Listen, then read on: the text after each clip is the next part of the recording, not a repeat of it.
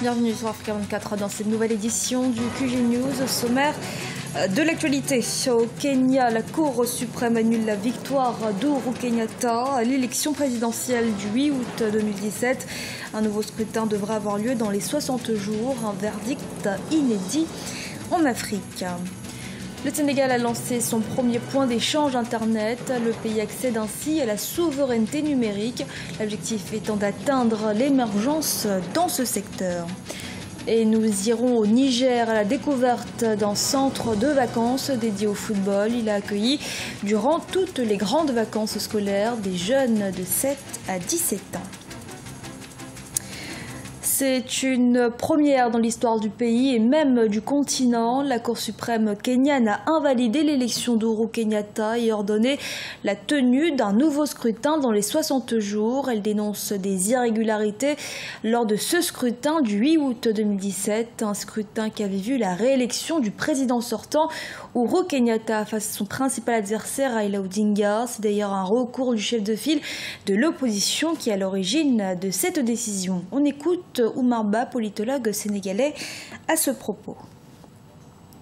Cette décision prise par la Cour suprême du Kenya ce vendredi, jour du jugement, comme le disent certains médias kenyans, concourt à attester de la prééminence du rôle que joue aujourd'hui le juge suprême kenyan, qui administre ainsi une bonne leçon historique à l'ensemble de leurs confrères africains.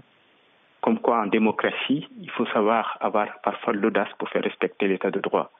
Le rôle aujourd'hui de ce juge kenyan est important à souligner parce que c'est une décision unique, à ma connaissance, en Afrique, où un juge invalide une élection présidentielle après qu'une commission nationale de recensement, d'encadrement, d'organisation du résultat et du vote puisse proclamer le résultat final.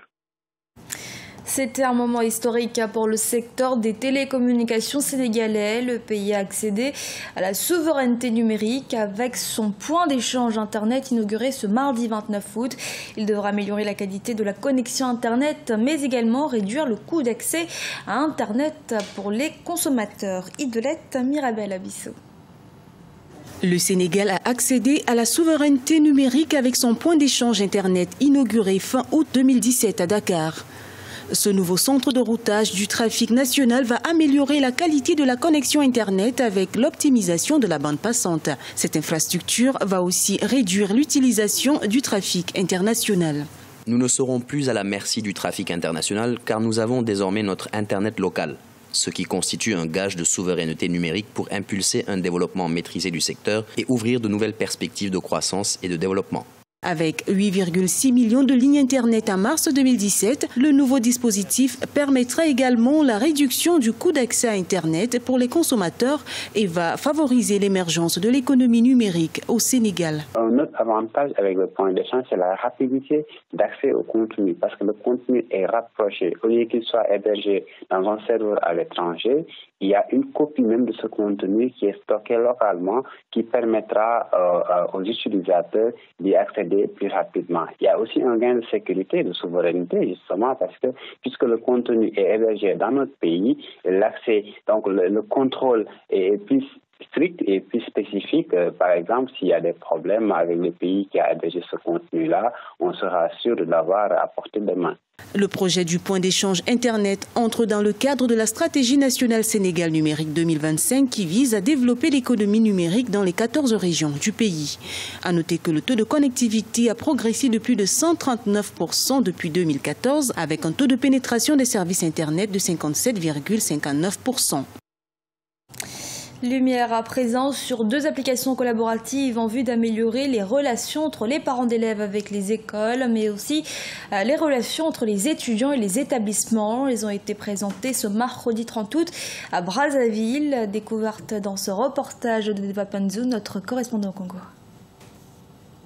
Les deux applications présentées ce mercredi 30 août 2017 à Brazzaville, AP Tutor et AP School, servent à établir un relais de communication entre les établissements scolaires, universitaires, les centres d'encadrement et les parents d'élèves, les étudiants et les auditeurs libres. Grâce à ces applications contenant des cours au programme, les étudiants et les élèves pourront entre autres apprendre à distance. Ils auront aussi la possibilité d'accéder à des librairies. Ce sont des applications collaboratives. Les écoles ou les centres d'encadrement ou les universités sont obligés d'avoir l'application qu'on appelle AP School. Et c'est à base de cette application, qui est une application Android, qu'ils seront en mesure de repositionner de façon virtuelle leur école, leur établissement. Depuis plus de 4 ans, avec le service Alerte Parents et grâce à un abonnement annuel de 6 500 francs CFA par enfant, un parent a la possibilité de suivre le programme scolaire de celui-ci à l'aide d'une application à installer sur sa tablette. Ce service permet également de suivre les programmes d'activités culturelles et sportives de l'école ainsi que les notes et résultats de l'enfant.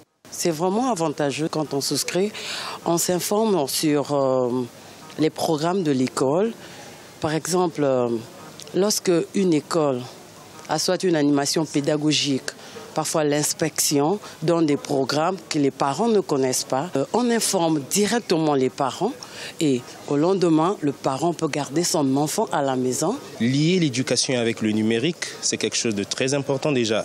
Pourquoi pas nous, les Africains aussi, prendre le relais et puis dire, bon, nous allons travailler avec le numérique, améliorer le contrôle dans le système éducatif, ou pas échanger à travers le numérique via nos téléphones, nos tablettes et nos ordinateurs. Notons que les applications AP Tuteur et AP School sont disponibles sur Google Play. Les utilisateurs ne disposant pas de smartphone reçoivent des alertes SMS venant des établissements scolaires. Ainsi, avec ces applications, un véritable relais est établi entre les établissements d'enseignement et les parents qui accentuent le contrôle sur la scolarité des enfants.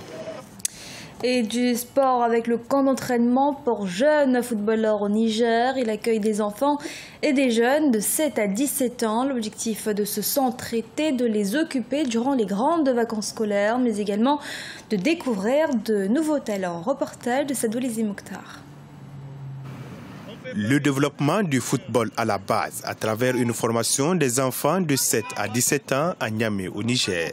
C'est une initiative des entraîneurs nationaux pendant ces grandes vacances pour occuper ces enfants, mais aussi développer leur habileté sur le terrain à travers la connaissance des techniques de base du football. Depuis le 15 août 2017, ils sont une trentaine d'enfants enchaînant les passements de jambes, les dribbles, les passes sur la pelouse synthétique du stade municipal de Niamey. Cette initiative regorge 2 objectifs. Le premier objectif, c'est de donner les b.a.-ba de football aux jeunes.